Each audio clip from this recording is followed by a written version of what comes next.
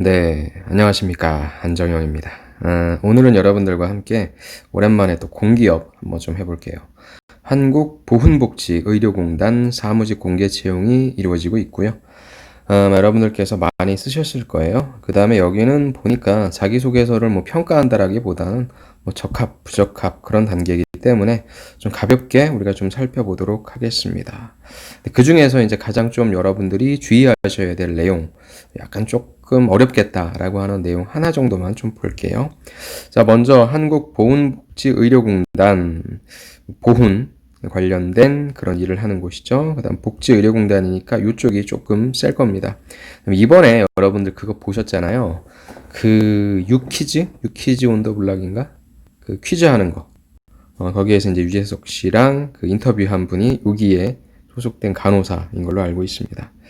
자, 그렇다면 이 공단이 어떤 일을 하는지 한번 좀 살펴보도록 하겠습니다.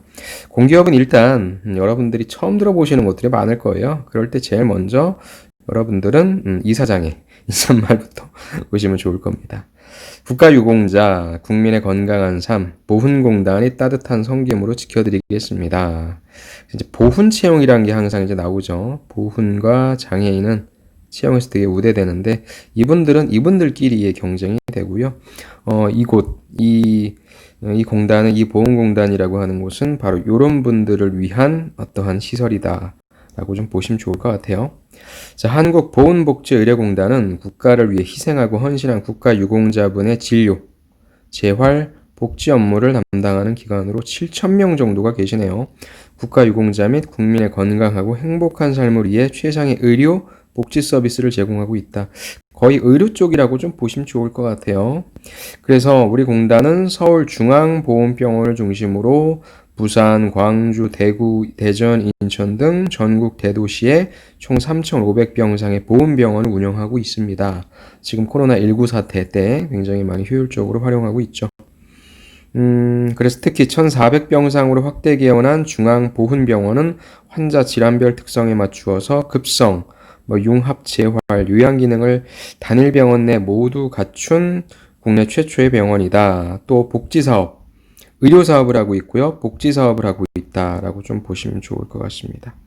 그래서 앞으로도 공단은 공공의료 복지 전달 체계를 확립해서 국가 유공자뿐만 아니라 전 국민에게 고품질의 공공의료 복지 서비스를 제공하겠다라고 하는 내용이었고요. 실제 이거는 코로나19 때 발현되고 있습니다. 그렇게 해서 이사장 인사말 해봤고요. 조직을 조금 보시면 여러분들이 이해하기 쉬우실 거예요. 이사장 산하에 경영혁신실, 그 다음에 정보지원실, 그 다음에 행정지원실, 이쪽은 이제 스텝 조직이라고 볼 수 있고요. 실질적으로 이제 사업 쪽 하고 있는 것이 의료 쪽, 그 다음에 복지 쪽, 이 두 가지다라고 보시면 좋을 것 같습니다. 그리고 보시면 어때요? 다 병원이 있죠. 보훈병원들이 쭉 있고요. 그 다음에 관리단, 연구원, 이런 부분이 있고, 복지사업 쪽의 하나의 일환으로 요양원, 그 다음에 체육센터, 휴양원들이 있습니다. 그래서 거의 대다수의 사업들은 병원이라고 보시면 좋을 것 같고요. 병원과 요양원, 약간 조금 다르긴 하지만 비슷한 그런 개념들이죠. 그래서 이런 사업들을 진행하고 있고 그 대상자가 보훈, 국가유공자이신 분들이다라고 보시면 좋을 것 같습니다. 자, 그렇게 해서 이 공단에 관련된 내용들을 좀 봤고요. 한번 여러분들이 홈페이지를 조금 더 들어가셔서 찬찬히 살피신 다음에 자기소개서 작성하실 때 참고하시면 좋을 것 같아요. 어떤 사업들을 하고 있냐? 아까 봤지만 크게 나눠서 의료사업이죠. 의료사업이라고 하는 것은 병원 운영이라고 보시면 되고요. 그다음 복지사업, 공단 이용. 공단 이용 안 되니까 의료사업과 복지사업이라고 좀 보시면 되겠네요. 의료사업이라고 하는 것은 병원인데 저는 이 병원을 여러분들이 지금 상태에서는 그렇게 크게 필요 없을 것 같은데 면접 보러 가실 때는 최대한 좀 많이 어디에 위치해 있는지는 당연히 알아야 될 것 같고요. 그다음 규모라든지 이런 부분들 나와 있으니까 이런 정도까지 저 같으면 좀 알고 갈 것 같아요. 그래서 보훈병원이 총 6개의 병원으로서 의료사업을 진행하고 있다라고 하는 내용과 그 다음에 보훈병원 및 위탁병원 진료체계 및 이용 대상 어떤 사람들을 이용시킬 수 있는 것인지 이용할 수 있는지에 대해서 그런 부분들에 대해서도 좀 한번 봐주십시오. 그 다음에 이제 두 번째가 복지사업이죠. 그래서 아마 여러분들이 좀 적으실 내용들은 이 복지사업 쪽에 대해서 좀 적으실 내용들이 있을 것 같아요. 그래서 뭐 보훈 요양원을 운영하고 있다. 보훈원을 운영하고 있다.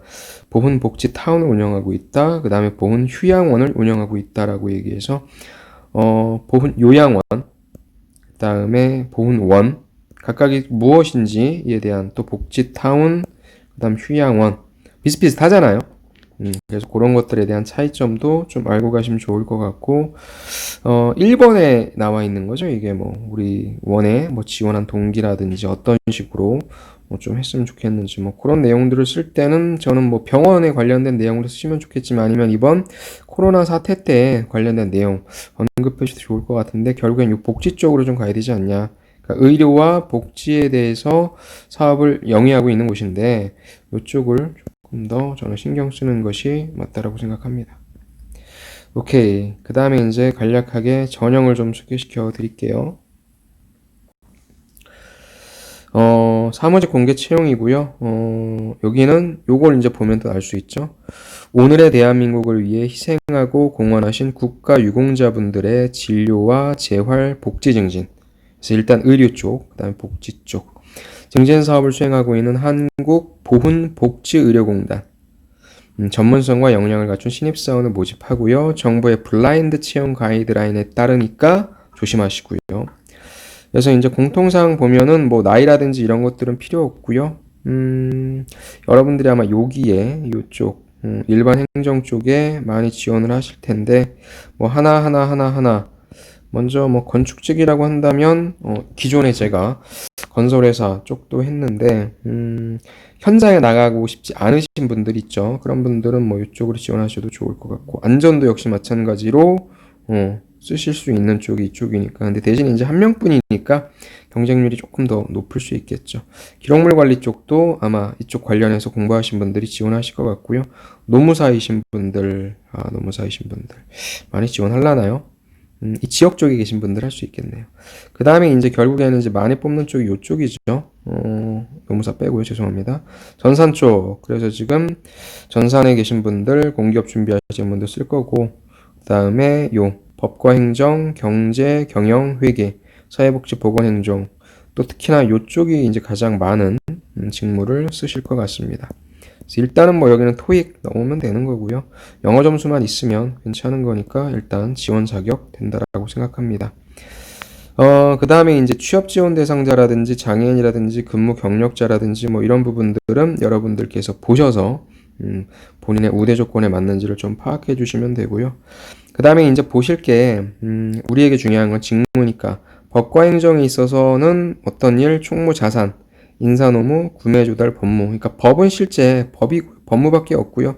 인사 쪽에서 노동법이 조금 들어가겠지만 여러분들이 충분히 하실 수 있다고 봅니다. 그래서 법과 행정을 지원하시는 분들은 전공의 법대이신 분들은 이쪽을 좀 지원하시는 게 맞고 나머지 분들은 이런 쪽을 하나 좀 선택해 주시는 게 좋을 것 같습니다. 그 다음에 이제 일반 상경계이신 분들은 아마 여기를 쓰시겠죠. 그래서 기획평가, 재무예산, 회계세무 등 다 경영학적인 어떤 지식, 재무회계적인 지식이 좀 필요할 것 같고요. 그 다음에 이제 사회복지 보건행정인 분들이 이쪽 병원행정과 복지행정 이쪽으로 쓰실 것 같습니다. 이렇게 좀 나눠져 있다라고 하는 게 괜찮은 것 같고요. 여러분들이 일반적인 상경계 아니면 인문, 어문계, 법대, 그 다음에 나머지 사회계열 쪽은 이렇게 좀 순차적으로 나눠서 지원하시는 게 맞을 것 같습니다. 그래서 아까도 말씀드린 것처럼 블라인드 채용이기 때문에 지원 자격 요건 충족자 전원 합격입니다. 그래서 분량으로만 쓰지 마시고요. 여러분들은 제출하신 다음에 이 부분에 있어서 신경을 써주셔야 되겠죠. 일시가 4월 18일인데 글쎄요. 사회적 격리를 4월 5일까지 둔다라고 해서 그 시점을 보고 좀 판단을 해야 될 것 같고요. AI 면접을 봅니다. AI 면접은 여러분들 필기시험 합격한 사람들 대상으로 본다라고 얘기하는데 면접 시 참고 자료로 활용하니까 한 번쯤 보시는 게 좋을 것 같아요. 지금은 여러분들이 AI 면접 보실 수 있는 툴들이 많으니까. 그래서 저는 지금 여러분들이 가장 신경 많이 써야 될 것은 요거 필기시험이다. AI 면접은 한번 합격하고 난 다음에 봐주시면 좋을 것 같습니다. 그래서 관련된 내용들이 쭉 나와 있으니까요. 대신에 이제 우리가 자기소개서 쓰실 땐 요것만 조심하시면 되죠. 글자 수 미달, 요거 많이 물어보시는데요, 여러분. 글자 수 미달된다는 거는 뭐예요? 너무 터무니없이 미달될 경우. 그래서 한 80에서 90% 정도는 써주시는 게 좋고요. 동일 글자 반복은 뭐 최선을 다했습니다. 무엇을 바탕으로, 무엇을 바탕으로. 이런 말이 아니라 뭐 다다다다다다다다, 크크크크크크 뭐 이런 것들 있잖아요. 그런 장난치면 떨어뜨린다는 겁니다. 동일 글자를 써가지고 글자 수를 채우는 경우가 있는데 그런 경우에 떨어뜨리겠다니까 그런 거 조심하시고 요거 특히 이제 한국보훈복지의료공단인데 틀리거나 다른 기관명칭 기재하면 떨어뜨리는 경우가 높습니다. 또 복사하고 붙여쓰기 하는데 잘못 이제 쓴 거죠. 예를 들어서 1번과 뭐 4번에 똑같이 했다. 그러니까 이런 부분들만 아니면 여러분들 붙게 되는 거니까 가장 기초적인 실수만 조심하시면 좋을 것 같습니다. 오케이. 그래서 뭐 이런 부분들은 좀 여러분들 한번 보시고요. 이미 다 보셨겠지만 자기소개서 항목으로 넘어갈게요. 자기소개서 항목이 굉장히 많더라고요. 첫 번째, 경력사항 및 경험 및 경력 기술서죠. 그래서 입사 지원서에 작성한 여러분들이 직무 관련 직장 경력, 직무 관련 기타 활동, 그러니까 요거를 가장 면접장에서 잘 볼 수 있겠죠. 최대 1000자니까 여러분들의 지식과 경험, 태도적인 부분이라기보다는 지식과 경험 위주로 좀 써주시면 좋을 것 같아요. 그래서 이전 경력자이신 분들도 특히 병원에 근무하시는 분들이 또 많이 쓰니까 공기업이다 보니까 이쪽을 위주로 좀 써주시고요. 본인의 경력. 그 다음에 경력이 없다는 분들은 그래도 지식적인 부분. 우리가 그 법과 행정 쪽 있었고 경제 경영 있었고 그 다음에 사회복지 있었잖아요. 그런 부분들에 대해 써주시면 됩니다. 어차피 이거는 자기소개서 평가 때 들어가는 것이 아니라 면접 때 물어보는 거기 때문에 부담 없이 좀 써주시고요. 여기선 저는 리스트업 방식이 좋을 것 같아요. 한마디로 천자라고 해서 하나의 경험을 디테일하게 풀어내는 것보다는 다양한 것들을 던져줌으로써 면접관이 여러분들한테 질문할 수 있는 거리를 남겨주시는 게 좋을 것 같습니다. 작성의 구조라고 한다면 먼저 두 갈식으로 무엇을 키울 수 있었던 역량이었다 제시해 주시고요.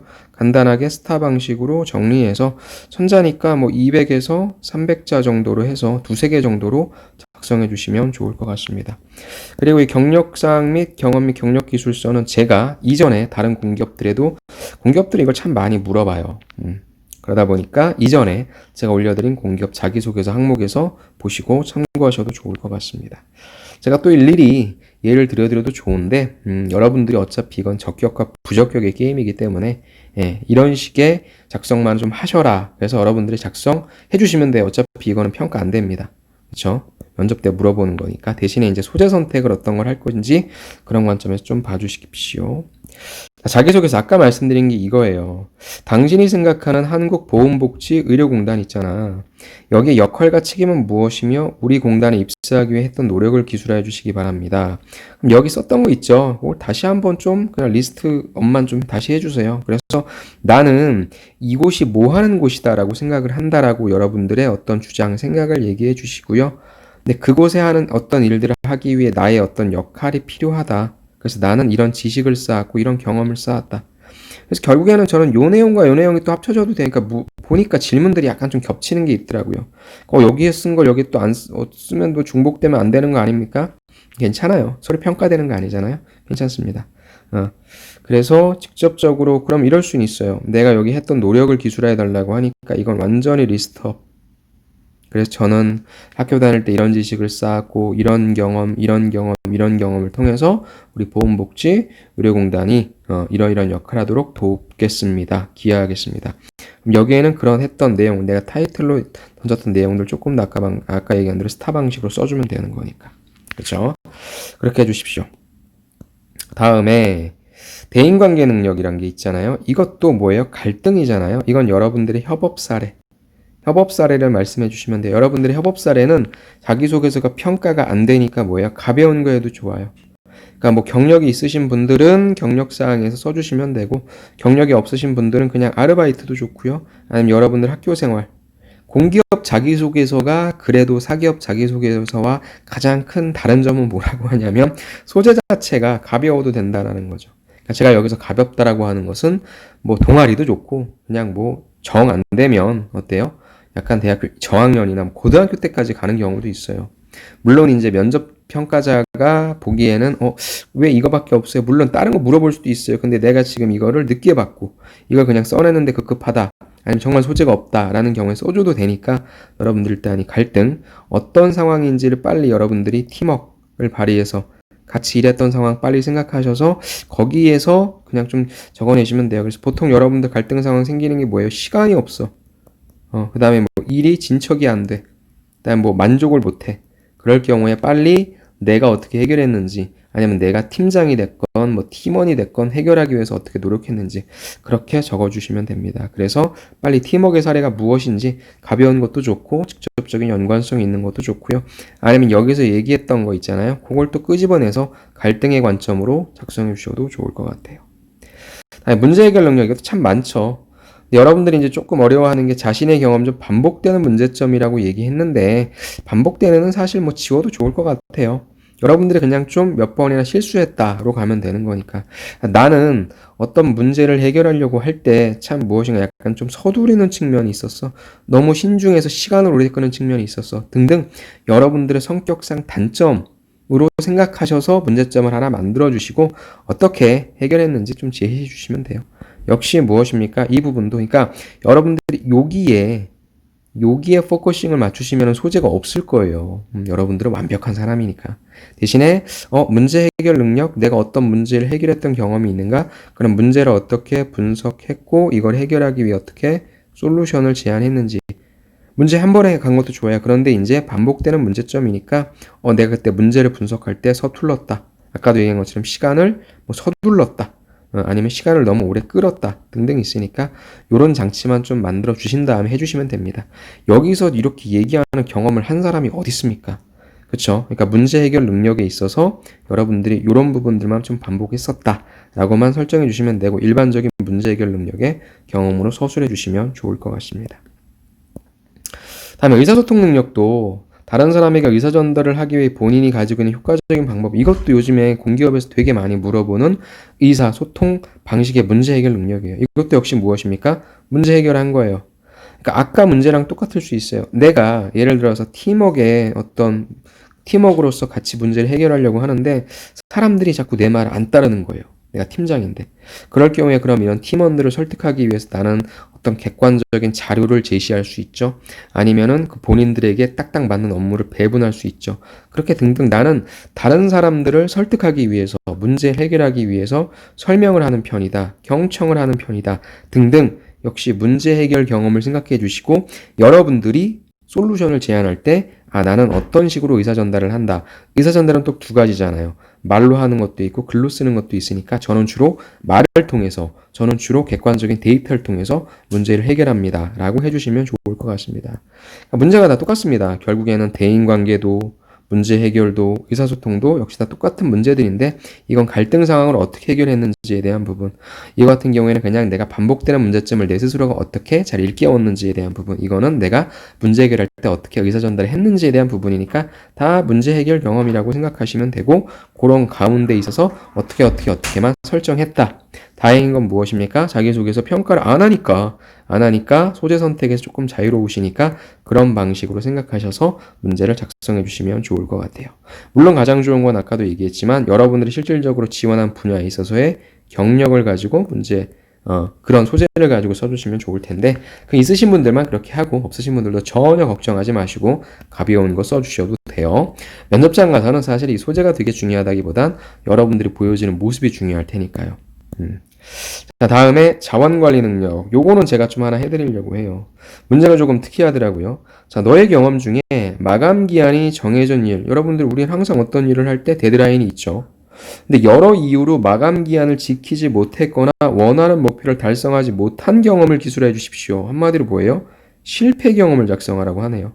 일반적인 자원관리의 경험은 당신이 주어져 있는 한정된 자원을 가지고 문제를 해결한 경험을 작성하십시오가 일반적인데 이거는 실패 경험. 잘 보세요. 여러분들 문제 그냥 언뜻 보면 그냥 성공한 경험 쓴다라고 볼 수 있는데 일단 성공한 경험을 쓰더라도 저는 실패 경험을 한 번 정도는 언급해 주시는 게 좋을 것 같습니다.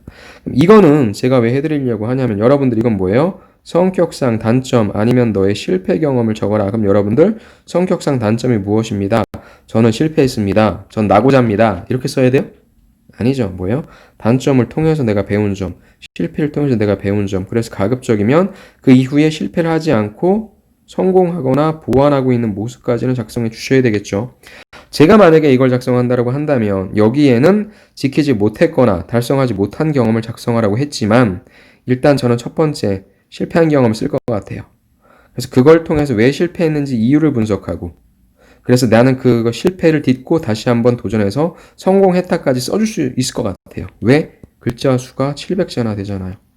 500자야, 300자야 이 정도라고 한다면 실패한 경험과 그래서 그를 통해 무엇을 배웠습니다까지만 써줄 것 같은데 700자니까 저는 이걸 통해서 한번 쿠션을 주고 성공의 경험을 써줄 것 같습니다. 그래서 요거에 관련해서는 제가 사례를 좀 들어드릴 테니까 또 가만히 보니까 여러분들이 조금 보셨을 때 공기업을 계속적으로 준비하신 분이라면 이건 뻔한 거고 이것도 뻔한 거고 뻔한 거 특히나 뭐예요? 문제 해결 근데 갈등이니까 어떻게 소통했다 문제 해결이니까 반복되는 문제 요거 내가 항상 반복됐습니다. 그 다음에 의사전달 비슷하다니까요. 대인관계와 의사소통 요거는 비슷해요. 왜? 여러분들이 다른 사람과 의사전달을 할 때는 보통 1대1이라기보다는 1대 다의 경험, 즉 팀원들과 무엇인가 같이 협업할 때 경험이 많기 때문에 대인관계와 의사소통은 많이 겹칠 겁니다. 같은 곳에다가 이거 의뢰를 준 건지 지금 가만히 보아하니까 제가 본 공기업들 여러분들한테 올려드린 거랑 내용이 거의 비슷해요. 아무튼 간에 전혀 좀 부담 없이 작성해 주시고 마지막 자원관리 능력만 약간 좀 특이하니까 실패의 경험을 통해서 배운 점에 대해서 작성해 주시면 좋을 것 같고 이곳은 자기소개서를 평가하진 않으니까 제가 이 자원관리 능력에 관련해서만 하나 예를 좀 들어드리고 간단하게 좀 마무리를 짓도록 하겠습니다. 오케이, 그래도 700자 정도 된다라고 하는 것은 여러분들의 경험을 쓰시기에 가장 적당한 글자 수인 것 같습니다. 모든 경험들 쓰실 때는 앞에다 두 갈식으로 주제 써주시고 스타 방식으로 써주시기 바랍니다. 주제는요, 첫 번째 소제목으로 써주셔도 되고요. 두 번째 두 갈식 문장으로 써주셔도 될 것 같습니다. 오케이. 궁금한 사항은 저한테 질문 주시면 좋을 것 같아요. 그래서 이런 방향으로 써도 됩니까? 라는 질문부터 여러분들 취업에 관련된 질문 이런 거 해주시면 되니까 제가 아는 한도 내에서 성심성의껏 답변 드리고 그렇게 진행하도록 하겠습니다. 아무튼 한국보건복지의료공단 많이 뽑습니다. 여러분들. 그리고 이런 곳들은 뭐예요? 복지, 의료 이런 쪽은 민원을 대하는 일을 실질적으로 B2C라고 저는 생각해요. 그래서 좀 힘들고요. 희생적인 측면, 봉사하고 섬김의 자세가 좀 많이 중요할 것 같습니다. 많은 돈을 주는 곳은 아니니까 너무 안정적인 것만 바라지 마시고 여러분들의 사명감, 책임감이 필요한 곳이니까 물론 지원은 다 하시겠지만 저는 그런 분들이 꼭 들어가시면 좋을 것 같습니다. 오케이, 좋습니다. 저는 이번 시간 여기서 마무리하고요. 다음 시간에 다시 찾아뵙도록 하겠습니다. 수고하셨습니다. 감사합니다.